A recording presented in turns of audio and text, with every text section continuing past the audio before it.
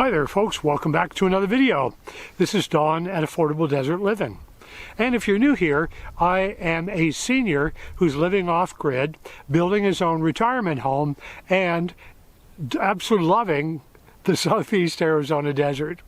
So today's topic is going to be about my septic system and some crucial things I did wrong and trying to fix them. So stay tuned. Well, I'm going to get a workout today. I made a serious error. The stub out that leads into a T section of pipe in there that separates liquids and solids inside the septic tank. Well, that stub out, when I was putting a section of pipe onto it or attaching onto it, I rotated it to make sure the glue worked well, but it rotated the whole T section inside the septic tank. And I remember my septic installer Mike saying, Don, when you've got all that pipe connected, make sure that T section is level. And I forgot. This means a good job digging all this out and then going into the septic tank and hopefully correcting it.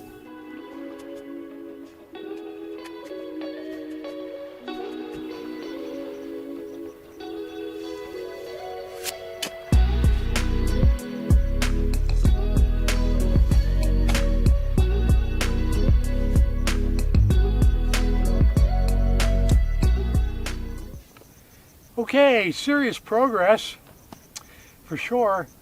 Let me get the sweat out of my eyes here, and so I can see to keep working. Okay, next we're going to clean the pipe because I'm going to cut it and then do some fancy splicing later on. Stay tuned.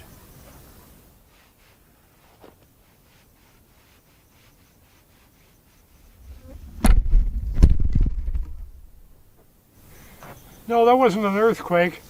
I got to get my tripod repaired. The leg just collapsed. So we'll do that later.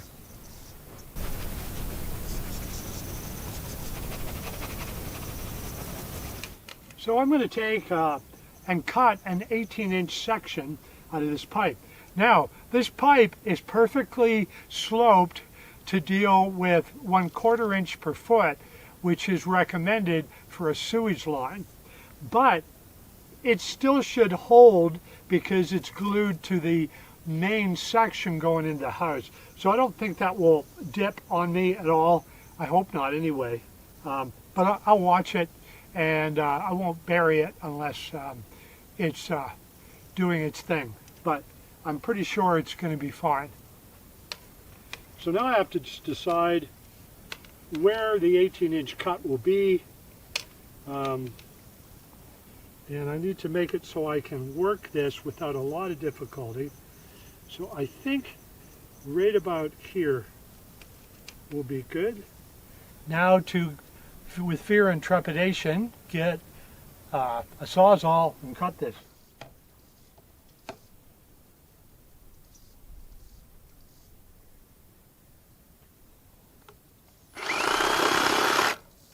And sweat's in my eyes, so hold on, so I can see. There we go.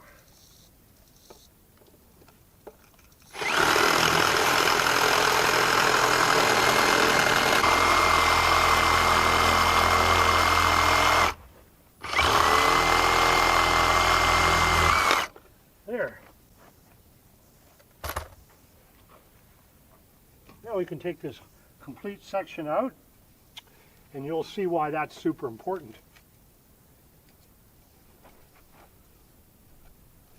And I'll take the burrs off, clean that out a little bit.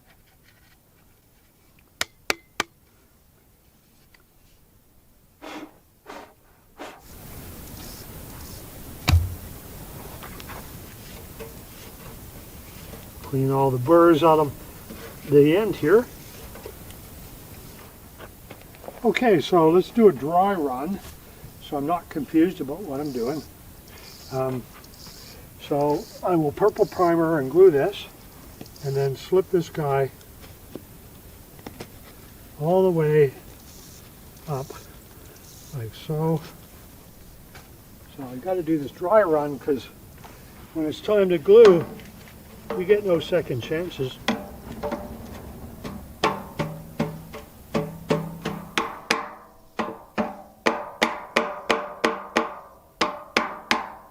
Again, I'll put this guy all the way up.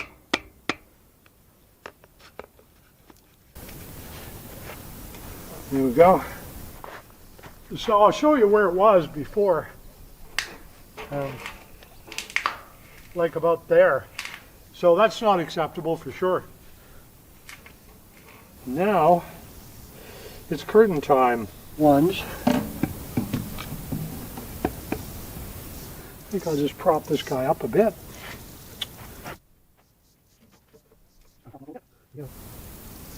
Purple prime.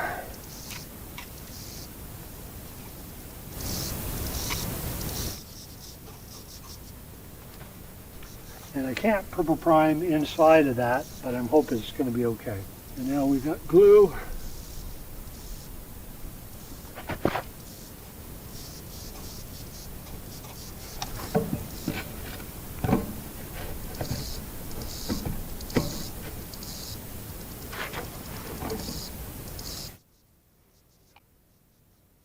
Let's go.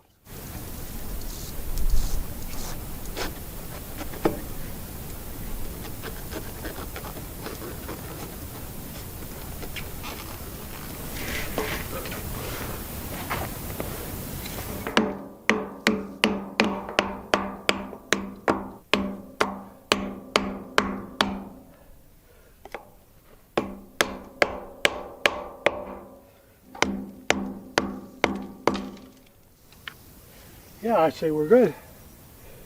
Although I may get another couple of pieces and split them and put them on like casts. I think that'll be good, and that'll reassure me everything's okay. Now it's probably hard to see down there, but I marked both on the stub out pipe and on the septic tank itself with black markings like so and like so to indicate exactly where that should be. So even if I rotate the pipe a bit now, I have a reference, and I have a short bit of time before the glue dries that I can rotate it correctly. Wish me luck. Okay.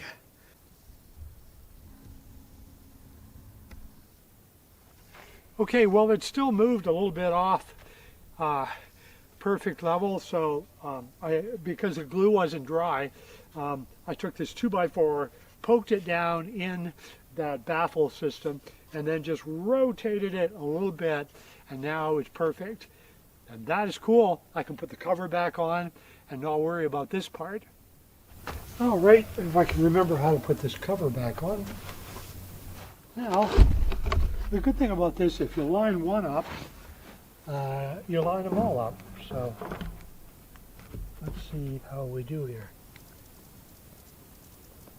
And I could use a power driver on this, but this is just plastic. I don't want to wreck it.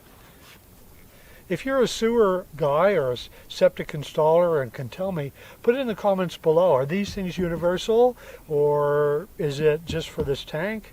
I don't know. And last one.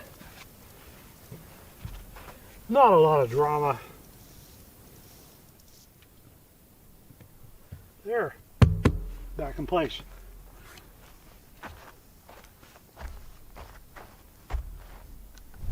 So folks, to make super sure that that 4-inch PVC pipe in my sewer line is really solid, I'm going to put an additional splint where I made the cut on that pipe. And so this is what this is designed for, actually. They're not very expensive. It's Schedule 40 PVC, very, very sturdy, and will do the trick. Now, I have to cut it in half, and I was like, well, how can I do that and do it relatively safely? I can't do it with a Sawzall. I don't have any kind of vice grip here on the property. So I did a MacGyverism, and big disclaimer, I've used it before and done it safely, but I would not recommend this at all to anyone. It's a little dicey. I've done it before, and I've been very, very careful with it. But again, I wouldn't recommend it. I'll show you.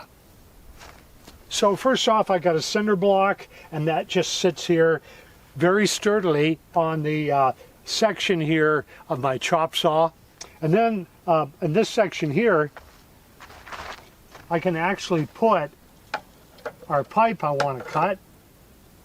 Put it in there and all the way up in there. We've got this 2x6 like so. And the cinder block keeps the 2x6 in place like so.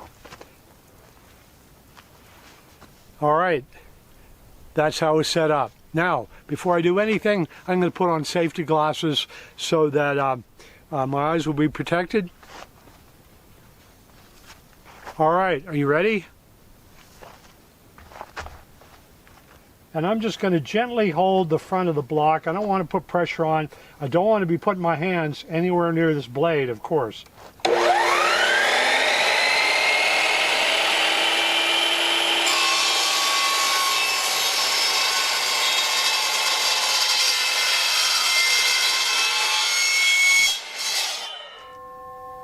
So there's one side. Now I'll just flip it over.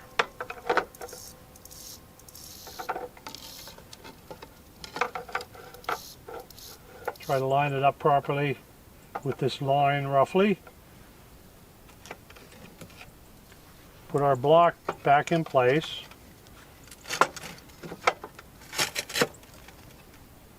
Everything's all set to go, everything's sturdy. But again, I'm doing it very gingerly.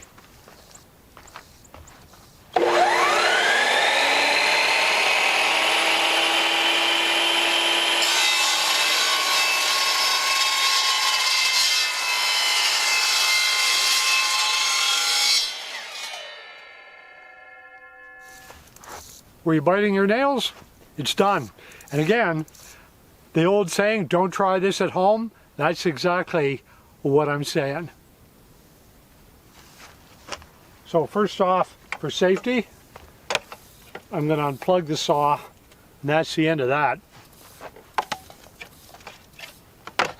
Now I don't have to worry at all about working around it.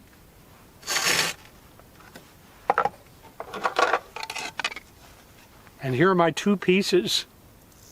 Okay, I took a lot of care doing that so I'd be safe.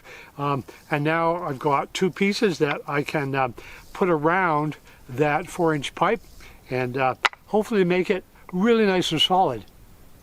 So I can see where this other collar almost made it to where I was comfortable with it covering a good area to keep these two pieces together. But let's go ahead and put our splint on here. I'm going to do a dry run with it. Like everything, it's important to do that. So what I'm doing is I'm joining them together underneath.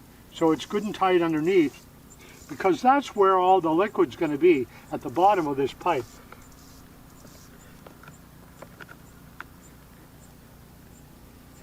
There we go. That's a good fit. And of course there's a gap here because of the cut I made to separate the two pieces. So what I'm going to do now is literally purple prime this whole area and then glue the whole area and pop everything together. Simple as that. Real important to make sure I got the pieces exactly the way they're supposed to be. So first with purple primer. And I can see I didn't do the greatest job with this other one. The purple primer is not quite as important. And of course I'm going all the way underneath the pipe, because that's where the liquid's going to be. I'll approach it from this side now, all the way under, priming it well.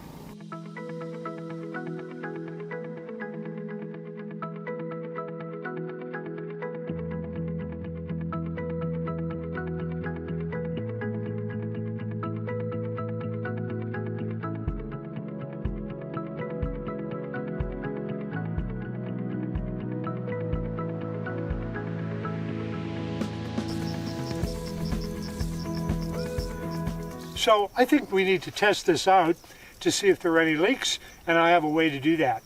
Stay tuned. Okay folks, this is a game changer for my big house. So I put this Toto low flush toilet in my Amazon wish list, and to my absolute delight, kind subscriber Marisa, who's a major supporter for my channel here, sent me this beautiful, useful flush that will literally change the whole game here in my big home, big time. So thank you so much, Marisa. I so appreciate your support. Thank you. So I put this in with the help of engineer Ed, and I'm going to reinstall it later when I get the floor down and I need to put drywall in. I'll remove it temporarily, then put it back down. When I do that, I'll show all you folks how you do one of these and give you a few thoughts and my opinions on this particular model of Toto flush toilet. For now, I want to do some flushes to see if my sewer line really is solid and leak proof. So let's do it.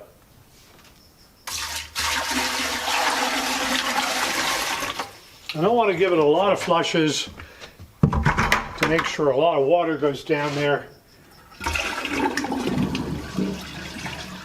to test that. Okay, I'm going to check to see if my septic is working, and I'm going to use hot chocolate with marshmallows and some TP. So liberal amount of TP, and we're going to stick it in the hot chocolate like so. Hopefully you're not grossed out. It's just hot chocolate with marshmallows. Okay, then I'm going to put that on my flush and flush it.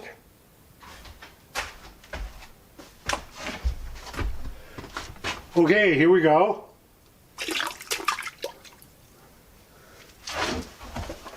Now we'll give her a flush.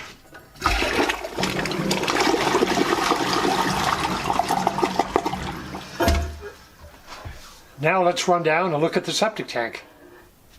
Okay, I hope you can see there, folks, there's paper and marshmallows in there, so that's a good thing. Okay, I flushed this septic pipe a lot of times, probably a dozen, and there's no dampness under here, and these paper towels are super dry. So my only conclusion is that these pipes now have a real solid weld with my splint system and re-glue, and it's good and solid, and I can put that worry to rest. So I've done my very best to build a septic system that should work well, and of course time will tell to see how it all works out. If you haven't subscribed here before, please subscribe and hit the notification bell. That'll let you know when my next video is coming up. And of course, as always, lots of work to get done. And some of you said watching these videos has been helpful for you, and I really appreciate that. If you have any questions, leave them in the comments below, and we'll see you on the next video.